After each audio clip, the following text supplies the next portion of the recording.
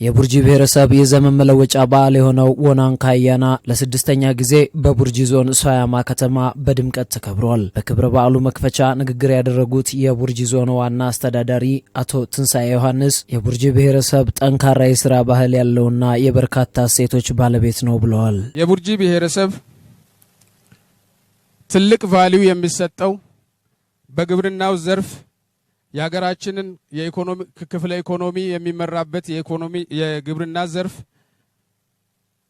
ጥንት አባቶቻችን የራሳቸውን ኑሮ በተለያየ መንገድ ለመምራት ካላቸው ቁርጠኝነትና ካላቸው ጥበባዊ ምርምር የተነሳ ዛሬ እያከበርን ያለነውን በዓል የወናንካ በዓል የወናንካ እንጨት ወይንም እርፍ እንዲቆርጡ እየቆረጡ ውብ የሆነውን ነጭ ጤፍ ቦሎቄ፣ ስንዴ፣ እንሰት ሌሎችንም ምርቶች በራሳቸው ጥበብ ባገኙት ዕውቀት መሰረት ለዘመናት ሲጠቀሙበት የነበረው ጠንካራ የሥራ ባህል ባለቤት የሆነ ሕዝብ መሆኑን ለመግለጽ እወዳለሁ። አቶ ትንሳኤ አክለውም የብሔሩ ተወላጆች ቡርጂ ያለውን ባህልና እሴት በማጠናከርና በጥናትና ምርምር በመደገፍ በዩኔስኮ እንዲመዘገብ ጥረት ሊደረግ ይገባል ብለዋል።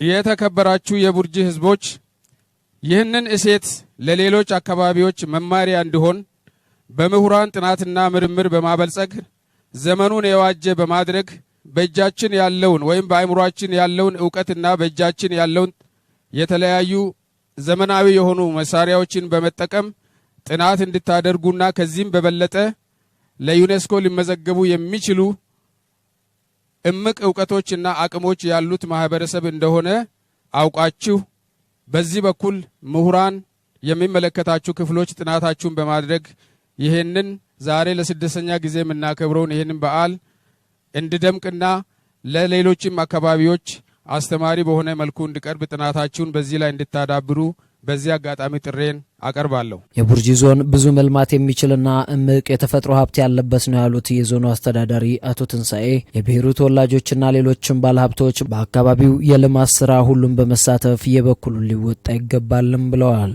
በውጭ የሚኖሩ የብሔሩ ተወላጆችና ወዳጆችም በዞኑ ልማትና ሰላም ላይ ቀጥታ ተሳታፊ በመሆን እንድትሰሩ አደራም ጭምር አቀርባለሁ። በአሁኑ ወቅት እንደ ቡርጂ የተጀማመሩ ልማቶች መኖራቸው የሚያኮራ ቢሆንም ይህንን የልማት ጅማሮ ለማስቀጠል በሀገርም ከሀገር ውጭም ያሉ የቡርጂ ተወላጆችና ወዳጆች ከዚህ በፊት በድርቅና በመሳሰሉ ችግሮች ላይ ተሳትፎ ህዝቡን እንዲረዳ ሁሉንም አሁንም የነበረውን የመረዳዳት እሴት በልማቱ ላይ መድገም አለበት። አቶ ትንሳኤ በማጠቃለያቸውም የቡርጂ ብሔር ተወላጅ የሆኑ ምሁራንና ባለሀብቶች አካባቢውን ለማልማት እንዲረባረቡ ጥሪ ያቀረቡ ሲሆን ሰላም የሁሉም ነገር መሰረት ነውና ሰላምን በማጽናት ለሀገራችን ብልጽግና የበኩላችንን ልንወጣ ይገባልም ብለዋል። የተከበራችሁ የቡርጂ ምሁራን እንዲሁም ነጋዴዎችና አርሶ አደሮች እንዲሁም ባለሀብቶች ከዚህ በኋላ በሚደረጉት የልማት እንቅስቃሴዎች ውስጥ በመሳተፍ ጉልህ ሚናችሁን እንድትጫወቱ አበክሬ ማሳሰብ እወዳለሁ።